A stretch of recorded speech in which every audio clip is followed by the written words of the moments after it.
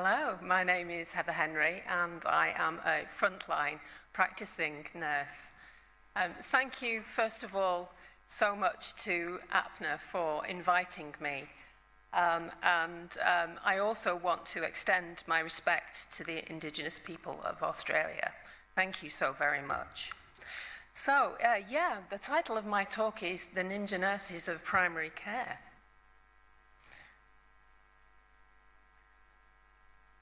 Okay, and I'm basically going to divide this presentation into two halves. I'm going to talk about primary care nursing, but most of all, I'm going to talk about what we in the UK call general practice nursing. You just call it practice nursing. And I'm going to talk about the challenges that primary care ninjas face, and I'm also going to talk about the evolution of the species, so probably about half and half. So about new NHS Alliance, this is us. We are a highly regarded engine for change. We were born of a group of GPs meeting in a basement room of a hotel in London 18 years ago, and we continue to influence national policy and strategy around primary care. And in January, yes, I'm pleased to say that our administration changed, and myself and Mark Spencer, Dr. Mark Spencer, a GP from Fleetwood, were nominated and elected as the co-chairs of the NHS Alliance. And it's the first time in its 18-year history that a nurse has been at the helm, and I am so proud that our profession has been recognised in that way.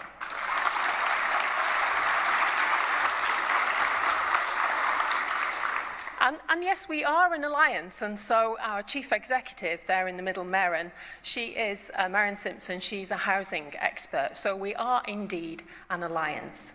And a year ago, we set up a general practice nurse network.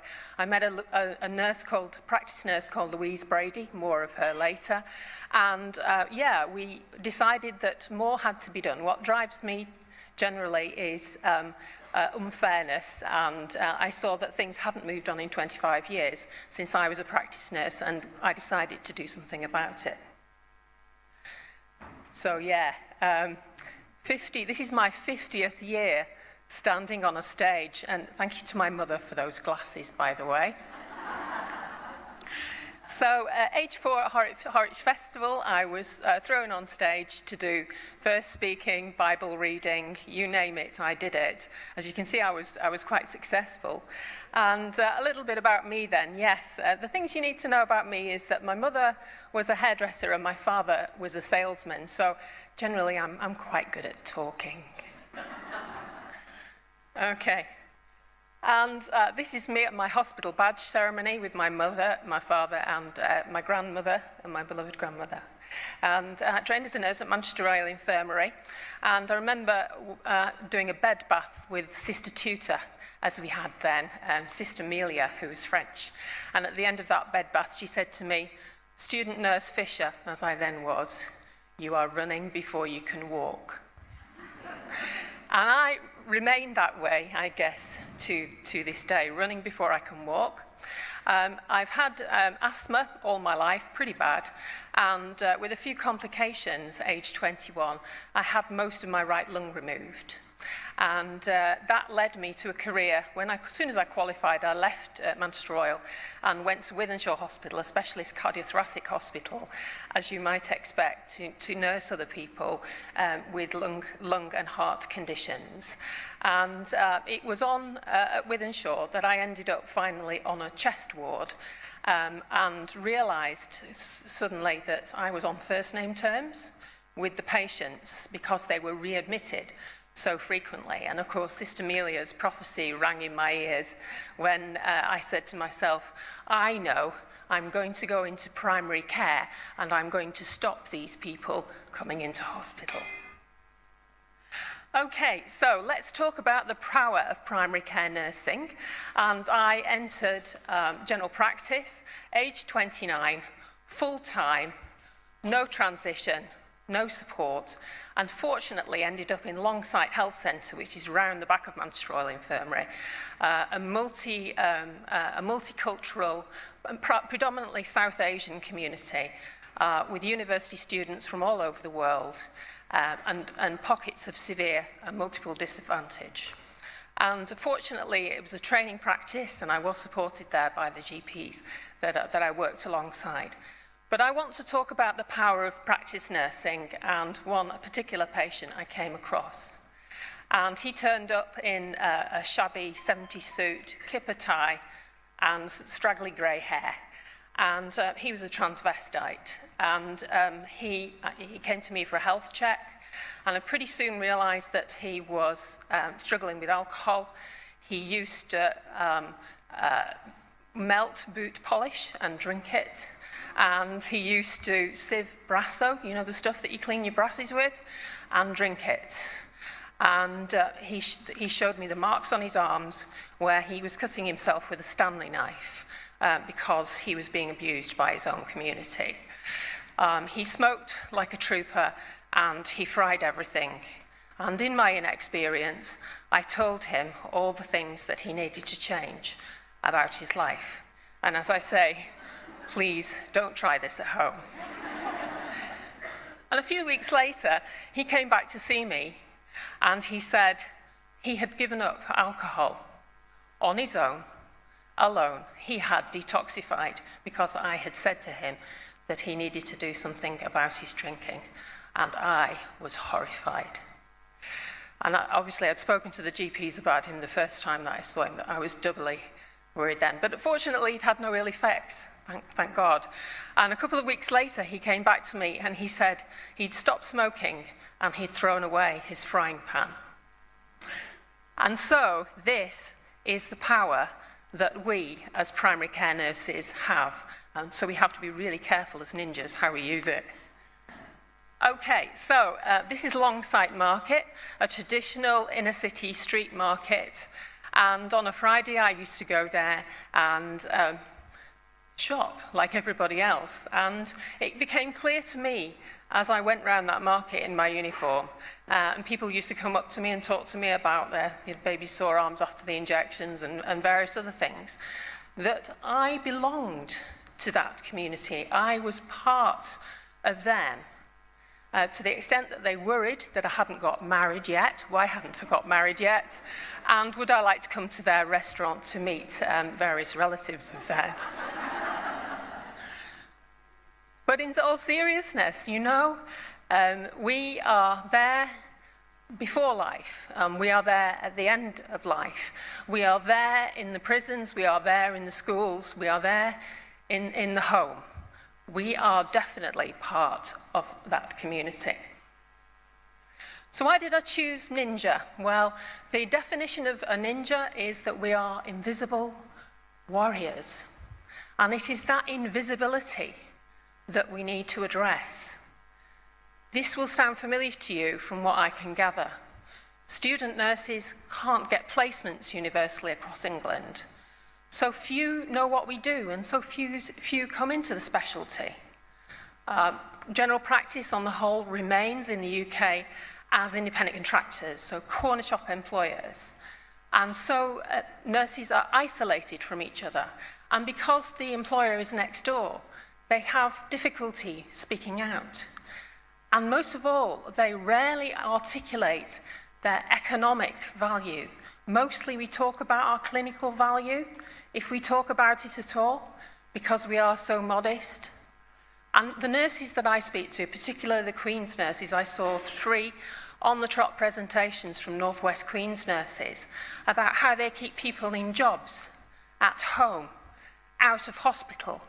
They can quote the number of bed days saved, but why on earth don't they multiply it up by the financial value of a bed day and present that to the accountants and the decision makers, the commissioners, because that is what's going to keep us awake and alive in primary care nursing. So I urge you all, learn how to do those economic appraisals and present that on every occasion, as I'm going to present my financial benefit to you in a bit. And we are warriors. The most frequent description that we hear when we speak to primary care nurses is grit and determination. These are the fights that we've won so far. We have regular updating now through our re-registration process, revalidation, and we have recognised qualifications.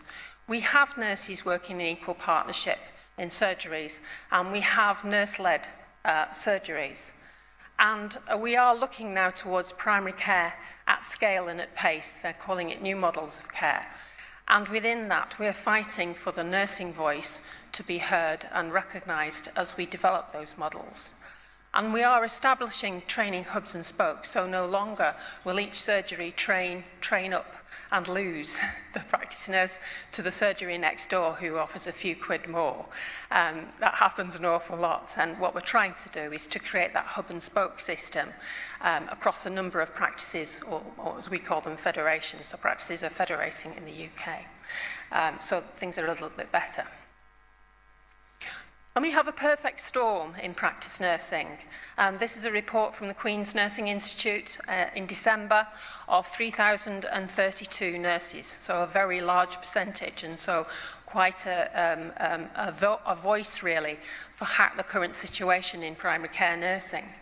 And this again will be familiar to you. You'll notice that the Queen's Nursing Institute identified a time of opportunity. But it's a double-edged sword, really, because, yes, I feel that primary care nursing is a time of opportunity, but it was so much under threat. I thought I was going to have to come to see you and say that I was predicting the extinction of the ninja nurse as a species, but I do have some good news for you. But a third, I think our population of nurses in the UK is older, and a third are due to retire by 2020. Indemnity costs for advanced care nurses and non-medical prescribers has increased tenfold. So the most experienced nurses are quite often out of the price reach of the very GPs who need them. Variation in qualifications, variations in terms and conditions, variation in training placements, and again, a lot of nurses are taking more than one job. These myths will be familiar to you. These are the perceptions of other nurses and other professions right across the United Kingdom. But that's not so. We know that's not so. Primary care nursing, practice nursing in particular, is a varied, complex, and interesting career for nurses, and we must not forget that. So yeah, a little bit about Twitter. Hello, my name is Heather Henry 4, I should say, because that's how most people know me. Quick poll, who's on Twitter professionally? Sort of. You know, that's low, is what I'm going to say to you. My Twitter followers exceed the whole of APNA's, I think, at the moment. And I have to say that social media. How many of you are professionally on Facebook? More. Okay. So. Yeah, I probably have about 7 or 8 social media outlets. That's probably a little bit excessive, isn't it? I'll be going to Twitter Anonymous any time now, I think. But Twitter, social media, it's free, and it's a way of connecting people. It is a way of professional development, as Brian rightly said.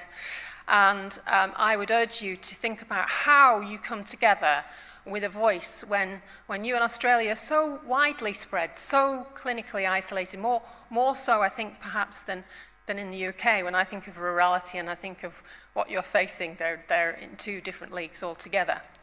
So I want to pay tribute to the work of Teresa Chin at Agency Nurse. Say hi to Teresa, please do. And Teresa and her husband Nick founded an online platform for on Twitter called We Nurses, or @WeNurses, and she set that up because as an agency nurse, she felt incredibly clinically isolated and quite often forgotten. And then from there, she set up a whole wee nurse family. We practice nurse, we GPNs, as we call ourselves, we district nurses, we health visitors, we pharmacists, we commissioners, we doctors, you name it. There's probably a Twitter handle and hashtag for it. And one night, I tweeted my colleague, Louise Brady, practice nurse, and said to her, basically Louise stalked me, by the way, until I got to meet her, but more of that later on. And I said, I think that we should use the hashtag GPN Ninjas. What do you think? And this was a Friday night, and I was going away for the weekend. And before I knew it, Louise had retweeted this. And I spent the whole of my Friday, and in fact most of the weekend, talking to other nurses about why we were GPN ninjas. That was probably about 9 months ago. And I thought, well, that seemed to go down well. And so I had this, from this accidental launch, as it were. And so I sent this picture. Please tell me what makes you a GPN ninja. And from that, I got a montage of pictures from Twitter and put them to a little tune, which I hope you'll like, and shared that through Twitter. And from there, I'll tell you that we use that to help launch a Vox Pop event that we held later on to share the voice of the people in primary care. So here is our video. When I said to the NHS Alliance executive, I'm going to show this one, they said, well, you know, Heather, it's a little bit rustic. So it's a little bit rustic.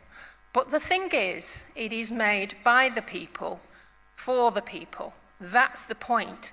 And you don't need anything posh to do that.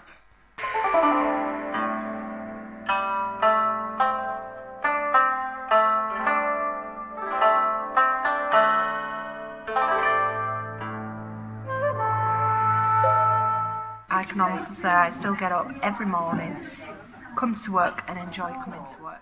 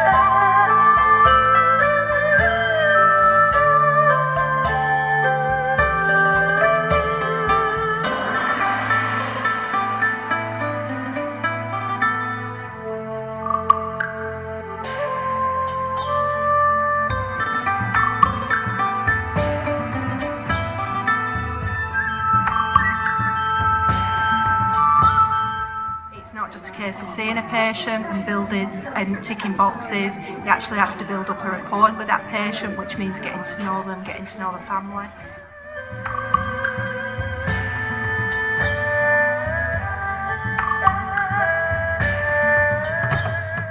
Practice nursing is a satisfying job. The more you put into it, the more you do get back. And I think this is where quite often it's not valued that what we do actually helps keep practices going.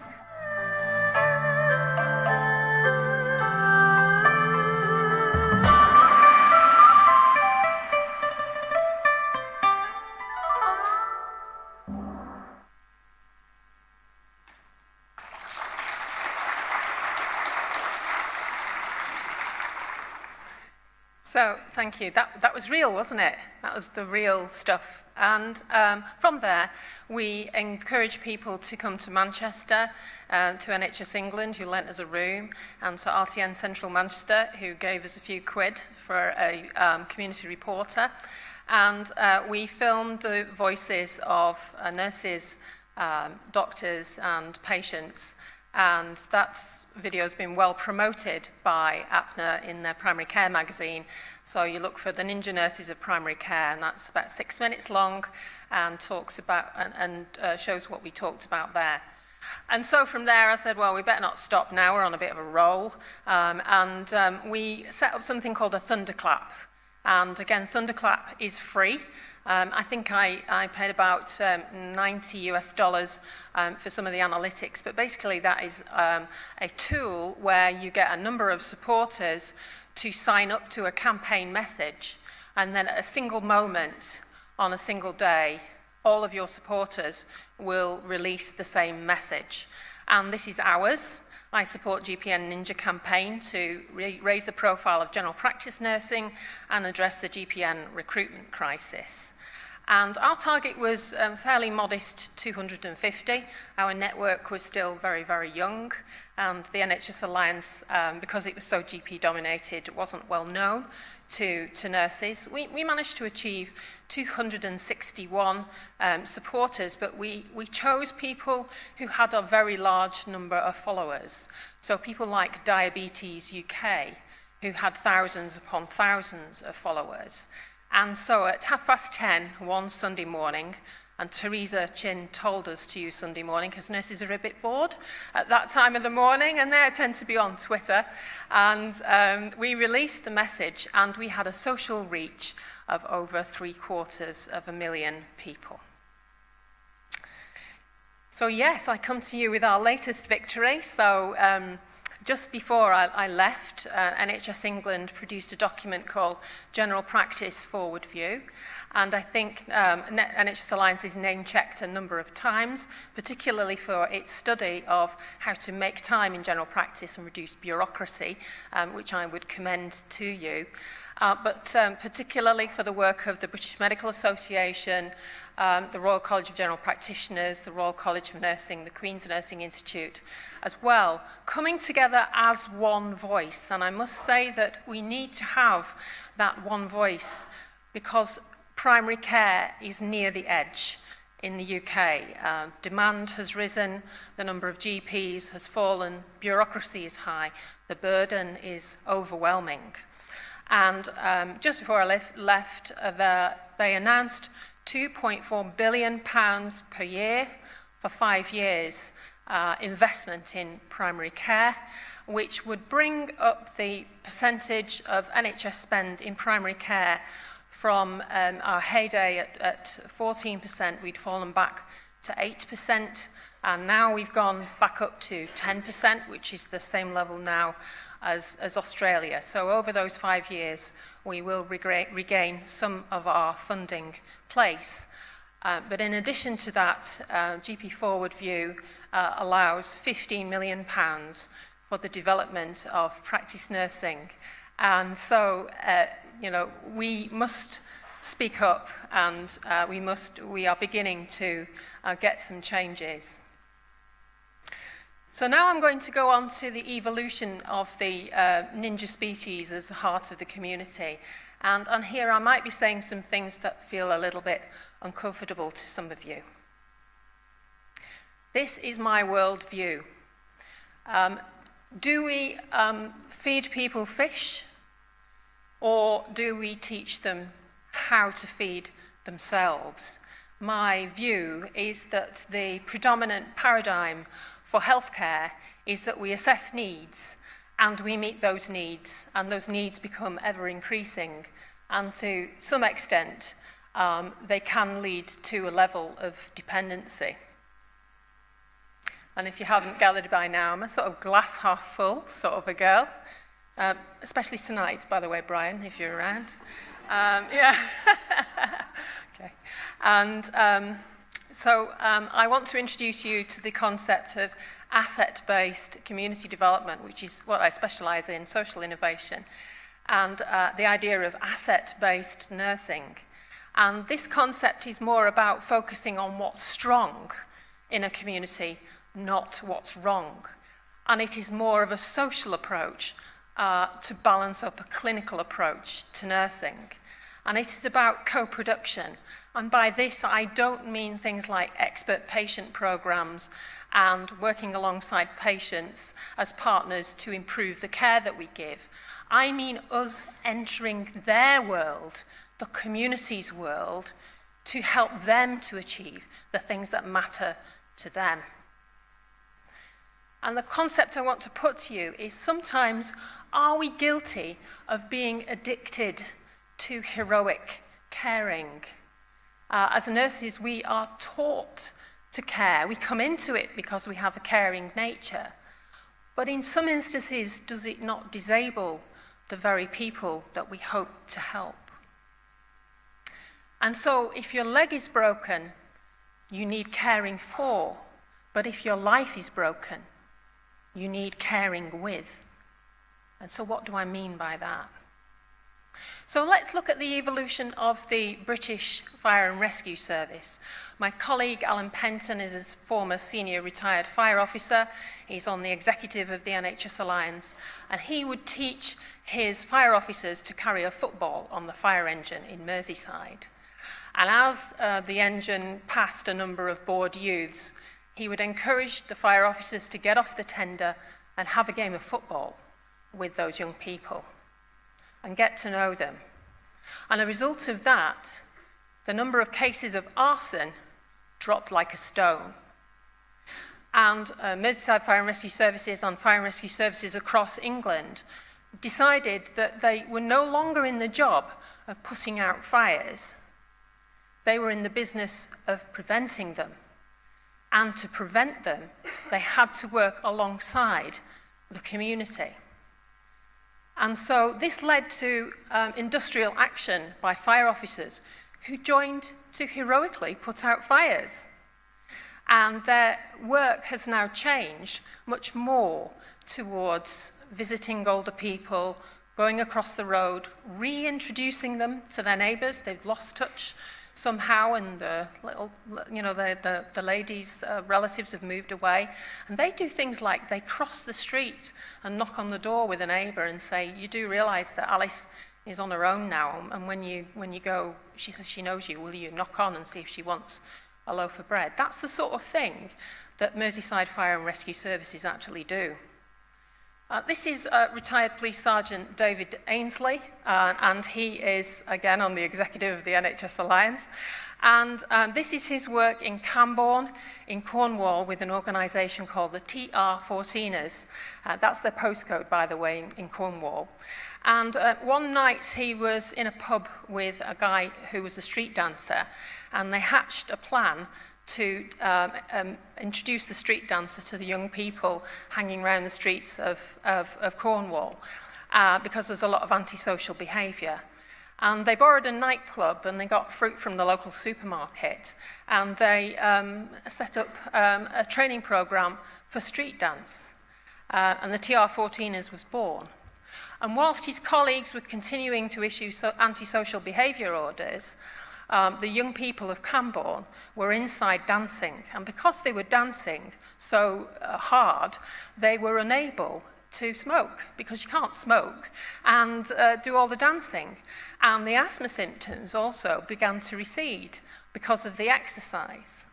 And so we know in England that there is the police community support officers who work alongside local people to prevent crime. This is Solve for Dads. This is my work, just to give you an example of how primary care nursing can evolve. And this is an example of what's strong. So this is father-led work in a community called Little Hulton, top 3% on the index of multiple disadvantage. I think it's the most disadvantaged place I've ever worked. They won't thank me for the ageing boy band picture in the corner there, which they told me not to use. But anyway, but basically their work is about identifying what the issues around well-being for local fathers, and then saying to themselves, are there men in this community, are there fathers or those in a father role that have managed to survive and thrive despite The issues which they described as the primary issues were worklessness and family dysfunction. And I know from your candlelit vigil that you had in the city that family violence is a big issue, and indeed it is a big issue in Little Hulton.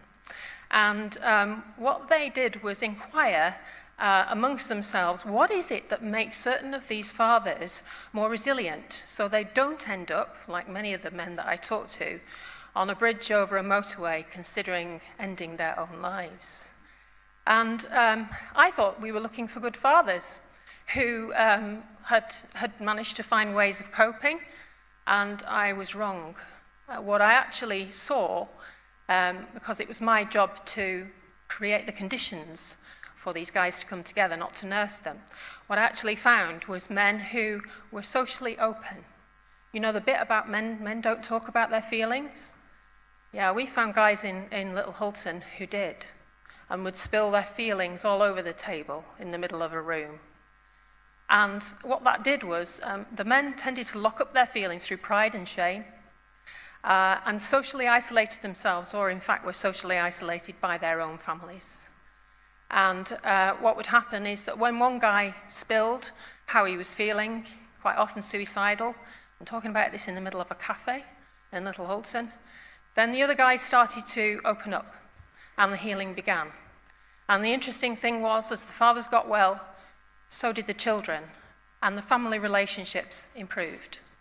Tonight in London, at the Nursing Standard Awards, myself, Unlimited Potential, who are my clients, the social enterprise that I work for, and the fathers are finalists for a Nursing Times Award for child health nursing.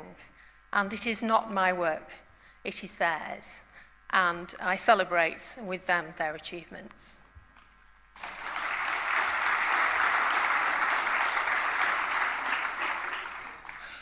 So how do you start then? You're busy sat up there thinking, wow, that's big, and it took me 2 years. I've left them 6 months ago, and they're still an independent constituted group.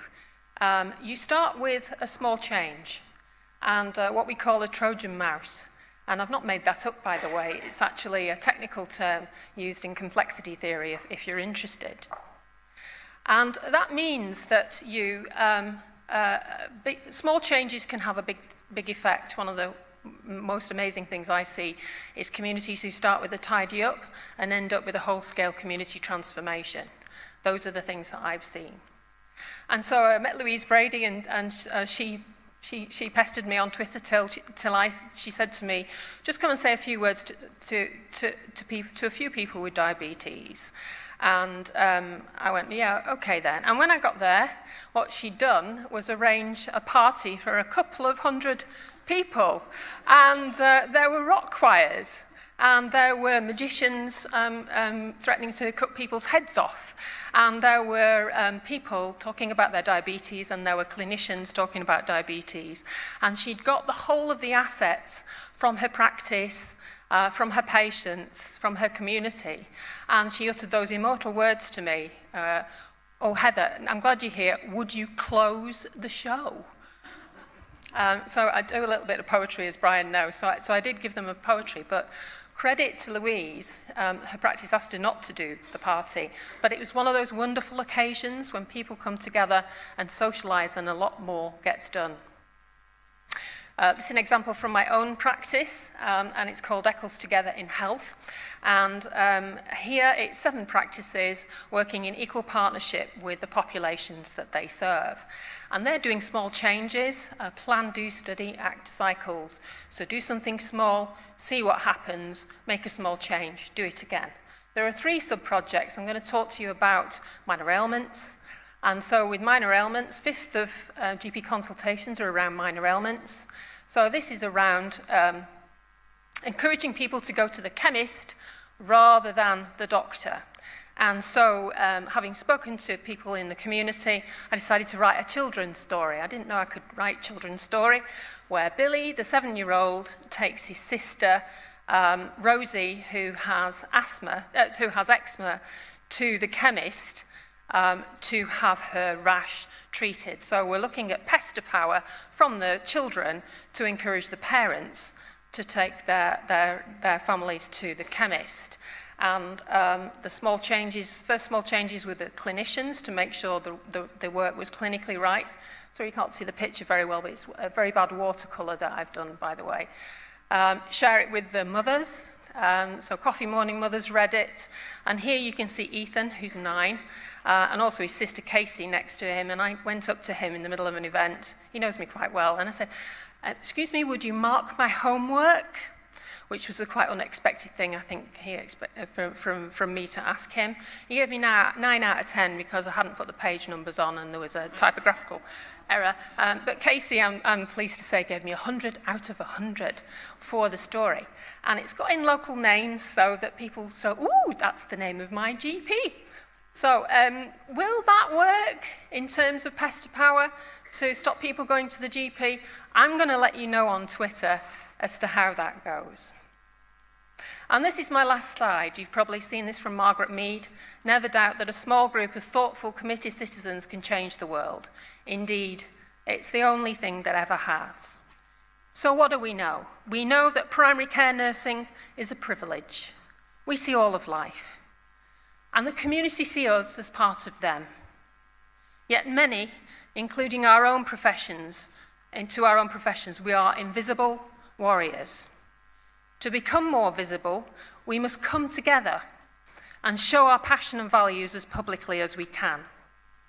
We must be able to articulate our economic value as well as our clinical value.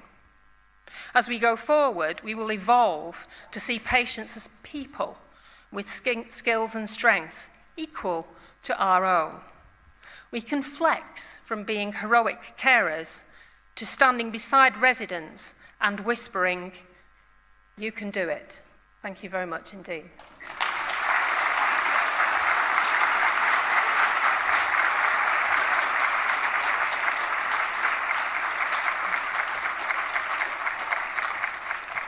Thank you so very much.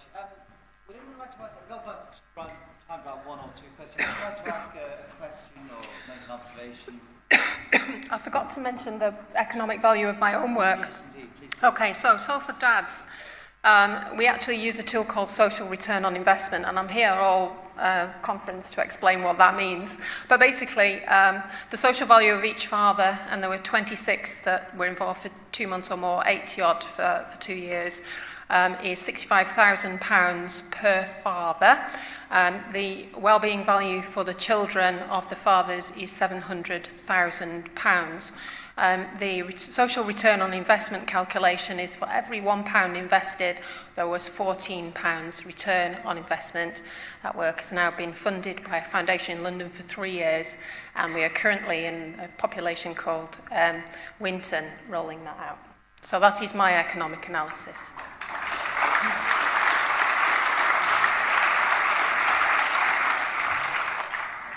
Very, very impressive. Is this one working yet, Adam? Can you hear me okay? They're just putting it on now. Pardon for the AV. That's extraordinary. Anyone quickly come in? Now's your moment. One of the things I think we underestimate, actually, and I was quite horrified. I was listening to BBC Radio 4 weekend before last, and it was a GP. So I'm very nearly retired, and I hate it when people talk about healthcare as an industry. And I remember thinking, bless him, how naive, and actually how arrogant. Because we have a multi-billion-dollar industry that we treat like a cottage industry. And what we have is what in New Zealand, I also mainly live in New Zealand now, what we call million-dollar babies. Because by the time, as a consequence of the social deprivation, economic, educational deprivation, by the time they are 35, they cost the state $1 million. And if we can prevent that happening, then we never need to worry about deficits or cuts or all of those things. And it's the kind of work that Heather does that shows that real return on investment that also changes lives. Have a question over here. I'll come around to you. Or a comment. Heather, my name's Jeff Fuller. I'm the Professor of Primary Healthcare Nursing at Flinders University, an ex-community health nurse from the late 70s and 80s. Some of the stuff that you've talked about wasn't about clinical issues, and I think it was Brian or you said that health is really about 15% of what goes on. Can you comment on the attempts in the UK to link health and social care? And I don't know whether you know much about Australia, but what you see in relation to the links between health and social care in Australia. Yeah. Well, where to start? A few years ago, attention was paid to the idea of integrated healthcare and the idea of accountable care organisations, where organisations would cease to provide care in silos and would come together within one contract because we have an internal market in the UK.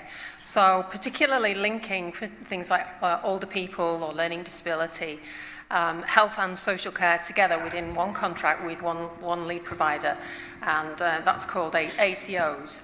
And what's happened in the UK is that we've had cuts to health and social care, but the biggest axe has fallen on councils who are unable to overspend at all, and so are axing services. And this means that has a knock-on effect on healthcare, particularly for care of older people who are unable to get timely packages of care.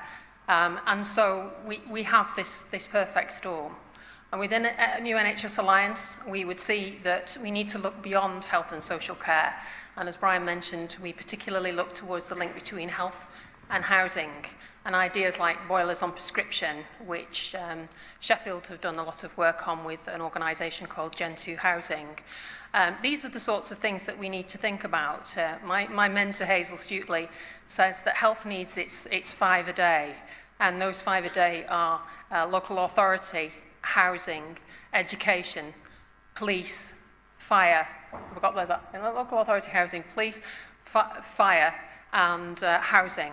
So those 5 together, we need to think broader than just health and social care, and NHS Alliance is just the people to try and put that forward. Thank you.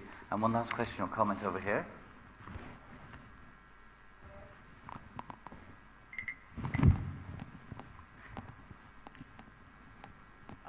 Just a question, more general really. How do you, or what's one key message that you how do you cope with doing everything or helping facilitate everything that's happening? How do you keep yourself motivated and going on that path, that you're saying housing and everything like that's special? What's a key message that you can give to practice nurses on how you can sort of keep motivated towards those important issues that obviously matter and contribute to a lot of the health issues? Thank you for that. One of the most important things that nurses can do, and in fact all healthcare professionals can do, is, as my other colleague Trevor says, give the community a good listening to. When we listen to patients as individuals or sometimes families, but actually we need to listen to whole communities, and I do that quite often. I'm the girl that sits in the pub as a nurse. I don't drink, by the way, Nursing and Midwifery Council. But how do you keep yourself motivated? You have to sit with the people and listen to them and listen to their stories. I think that what you particularly need to listen to are the stories of victory rather than the stories of misery. That's what I would do. And then to explore that just a little bit further and saying, well, how can we make this a little bit bigger? So to change your worldview from the glass half empty to the glass half full. And what a positive way of looking at it from somebody whose glass is not just half full, but absolutely sparkles. So thank you so much indeed, Heather Henry. Thank you.